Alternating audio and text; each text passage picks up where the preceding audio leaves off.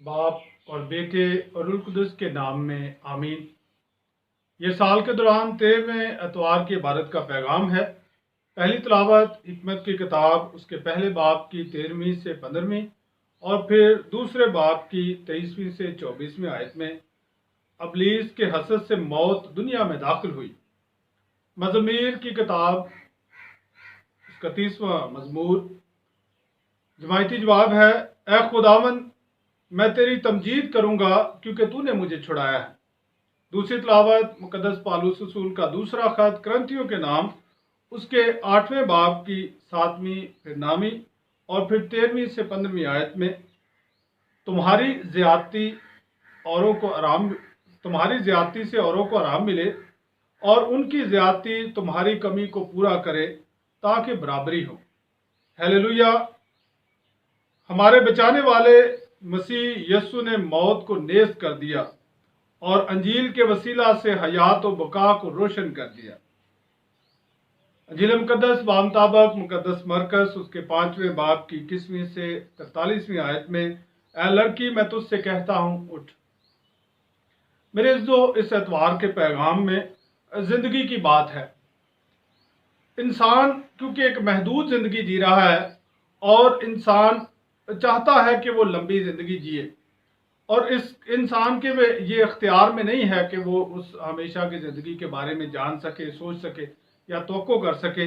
मगर खुदा जो हमारा खालिक है, खुदा जो तख्लीक करने वाला है, वो चाहता है कि ज़िंदगी अब्दी हो। वो ज़िंदगी देना चाहता है, वो ज़िंदगी में बढ़ाना चाहता है। और आज की पहली तिलावत यही बात बताती है कि खुदा को जिंदों की मौत से खुशी नहीं होती। उसने सब कुछ बका के लिए पैदा किया है। उसने इंसान को बका और हमेशगी के लिए पैदा किया है। हिकमत की किताब जो कि खुदावंद यीशु मसीह से तकरीबन 150 साल पहले एक यूनानी यहूदी ने लिखी, और ये किताब जो है वो जो यूनानी तर्जमा था सेप्टुअजिंट, उसमें ये शामिल की गई। और इसमें पहली बार जो है हमेशा की ज़िंदगी की बात है। इस ज़िंदगी के बाद भी एक ज़िंदगी है, उसकी बात है। और इस बात का भी ऐलान किया गया है कि ये मौत जो है खुदा ने नहीं बनाई, बल्कि शैतान के हसद से मौत इंसानी ज़िंदगी में दाखिल हुई। और अंजील मुकद्दस जो खुदावंद यीशु मसीह खुशी का पैगाम लेकर आए हैं, वो क्या है कि हम जिस हाल में जी रहे हैं, जिस ज़िंदगी को जी रहे हैं, इसके बाद की ज़िंदगी के लिए हम पुरुमीद हों। खुदावंद यीशु मसीह हमें मुस्तकबिल की ज़िंदगी, नई तख्लीक और नई ज़िंदगी की खबर देते हैं, और इसीलिए ये खुशखबरी है। पुराने अहदनामे के अकीदे से ये मुनफरद अकीदा है और नई ज़िंदगी का अकीदा है।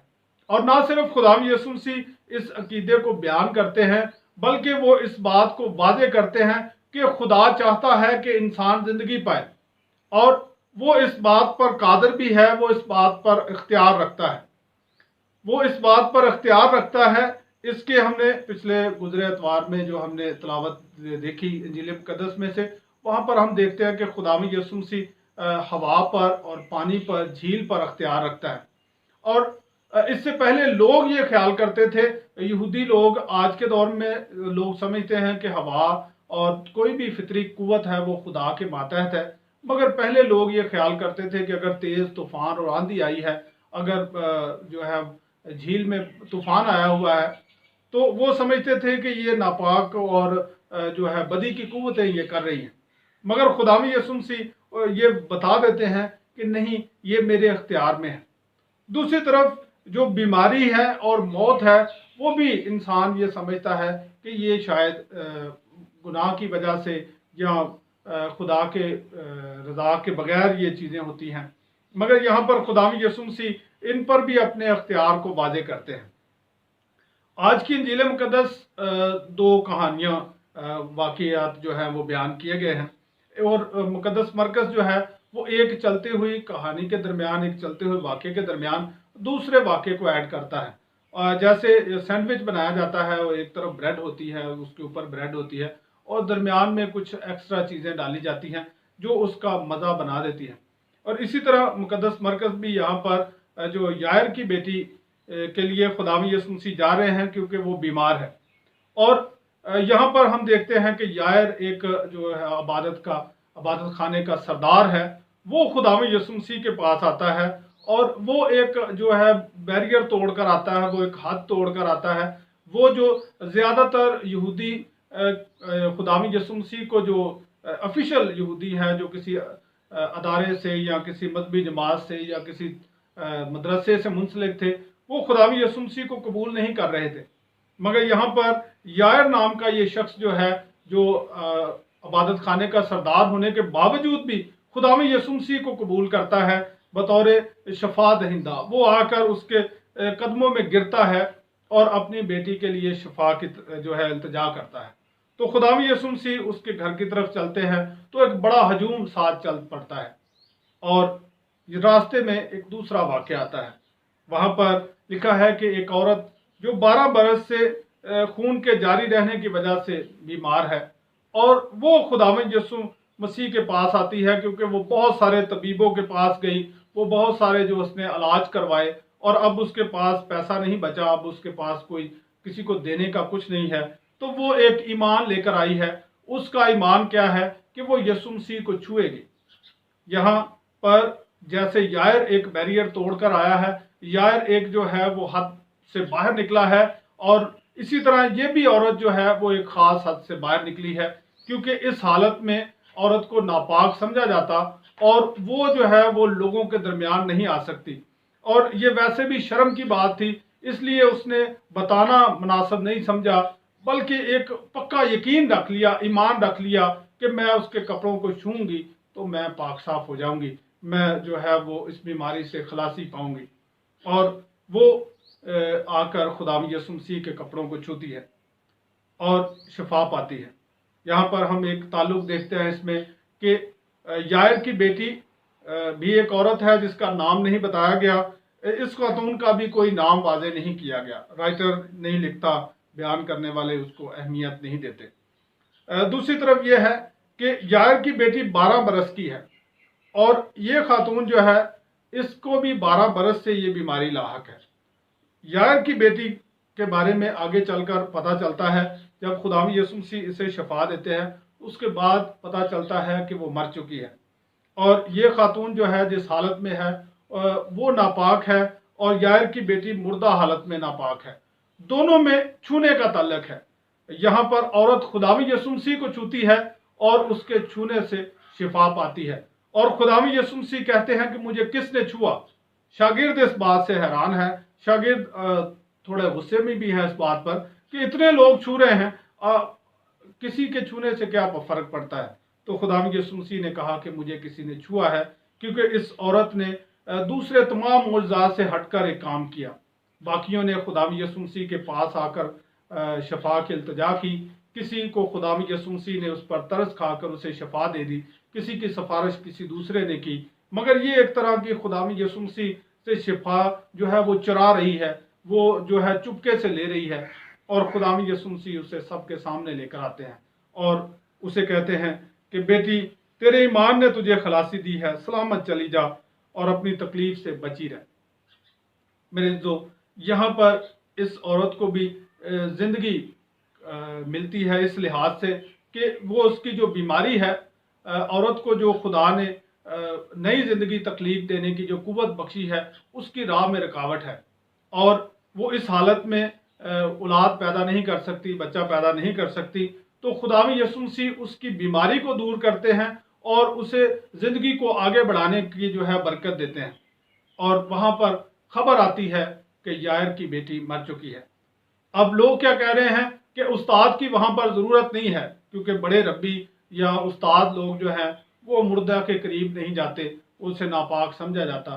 तो इसलिए यहाँ पर एक नापाक औरत को खुदावंद यीशु मसीह शफा देकर उसे पाकीज़ा करते हैं। तो दूसरी तरफ लोग जो चाह रहे हैं कि यायर की बेटी तक यीशु मसीह ना पहुँचे, तो खुदावंद यीशु मसीह यायर को कहते हैं कि तू अपना ईमान मजबूत रख, घबरा ना, बल्कि अपना एतकाद रख। जो ईमान तूने पहले रखा हुआ था शिफा के लिए, अब भी उस ईमान में जारी रह, अब भी उस ईमान में मजबूत रह, तो तू खुदा की बरकत देखेगा। और खुदावंद यीशु मसीह अपने जो खास शागिर्द हैं पतरस, याकूब और याकूब के भाई यूहन्ना को साथ लेकर उस घर में जाते हैं, और वहाँ पर खुदावंद यीशु मसीह ने कहा कि लड़की सोती है। تو لوگوں کے لیے یہ ہنسنے کی بات تھی، وہ رو پیٹ رہے تھے، مگر اس کے باوجود بھی وہ ہنسنا شروع ہوئے، کیونکہ وہ جانتے تھے، انہوں نے خداوند یسوع مسیح کے آنے تک پوری طرح چیک کیا تھا کہ لڑکی اب وفات پا چکی ہے، اب اس کی سانسیں جو ہے نہیں ہیں، تو اس لیے اب اس کے سونے کی بات کرنا ٹھیک نہیں ہے۔ مگر خداوند یسوع مسیح جو زندگی کا اختیار رکھتا ہے، وہ زندہ کرنے کی قدرت رکھتا ہے، وہ یہ کہتا ہے کہ وہ سوتی ہے، اور خداوند یسوع مسیح اس لڑکی کا ہاتھ پکڑ کر اسے کہتے ہیں تالیتا کمی، یعنی اے لڑکی میں تجھ سے کہتا ہوں کہ اٹھ، اور لڑکی فوراً اٹھتی ہے۔ میرے جو خداوند یسوع مسیح جو آج کی پہلی تلاوت ہے، وہاں پر خدا کہتا ہے، خدا کا کلام کہتا ہے کہ زندوں کی موت سے اسے خوشی نہیں ہوتی۔ یہاں پر خداوند یسوع مسیح خدا ہے، اس بات کا اعلان ہوتا ہے کہ وہ مردہ کو زندگی دے سکتا ہے، جو مرے ہوئے ہیں انہیں زندگی دے سکتا ہے۔ اور ایک سوال آتا ہے کہ خداوند یسوع مسیح کے دور میں 3 سال میں بہت سارے لوگ جو ہیں وفات پائے، مگر خداوند یسوع مسیح نے صرف 3 لوگوں کو ہی زندہ کیوں کیا؟ اس کے پیچھے ایک اہم بات یہ ہے کہ خداوند یسوع مسیح کوئی میڈیکل کا گروپ نہیں ہے، یا میڈیکل کی جو ہے امداد لے کر نہیں آئے، بلکہ وہ انسان کے لیے زندگی لے کر آئے ہیں، اور یہ جو ہے یہ زندگی کی علامت ہے۔ پھر سے جسمانی زندگی میں جی اٹھنا اس ابدی زندگی کی علامت ہے جو یسوع مسیح لے کر آئے ہیں، جس کی خوشخبری یسوع مسیح لے کر آئے ہیں۔ ہم نے اس زندگی کو بڑھانے کے لیے، جیسے کہ مقدس پالوس رسول کرنتھیوں کے پہلے خط میں کہتے ہیں کہ اگر ہم اسی زندگی کے لیے یسوع مسیح پر ایمان رکھتے ہیں تو پھر تمام انسانوں سے کم بخت ہے، اور کم بخت اس لیے ہیں کیونکہ وہ تو ہمیں ابدی زندگی، ہمیشہ کی زندگی دینے آیا ہے، اور خداوند یسوع مسیح کا مصلوب ہونا اور جی اٹھنا اس بات کا اعلان ہے۔ اب وہ ابدی زندگی شروع ہو چکی ہے، اب ابدی زندگی کا جو نظام ہے وہ خدا کے فضل سے وہ جاری ہے، اور وہ خداوند یسوع مسیح جو باپ کے دائیں ہاتھ بیٹھا ہے، وہ اس بات کا اعلان کرتے ہیں کہ انسان اس ابدی زندگی میں شامل ہوگا، داخل ہوگا، کیونکہ خدا کو موت ناپسند ہے، خدا زندوں کی موت نہیں چاہتا، مگر اس کے لیے ضروری ہے کہ انسان خدا کی رضا پر چلے، اس کی مرضی پر عمل کرے۔ آج کی دوسری آیت ہمیں یہ دعوت دیتی ہے کہ ہم انسان کی فکر کریں۔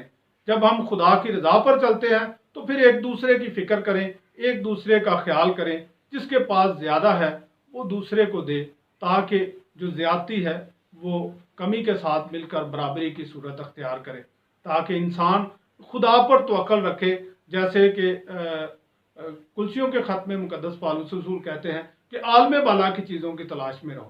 جب زندگی عالم بالا کی ہے، جب اس کے لیے ہم پر امید ہیں، تو پھر دنیاوی چیزیں جمع کرنا اور ان کے لیے جینا جو ہے وہ ایک گھاٹے کا سودا ہے۔ آئیں ہم خدا کے کلام پر ایمان رکھتے ہوئے یسوع مسیح کے انجیل کو قبول کریں، جس نے موت کو نیست کیا ہے اور انجیل کے وسیلہ سے حیات و بقا کو روشن کر دیا ہے۔ خداوند ہمیں اپنے کلام کے وسیلہ سے برکت دے، باپ اور بیٹے اور روح القدس کے نام میں آمین۔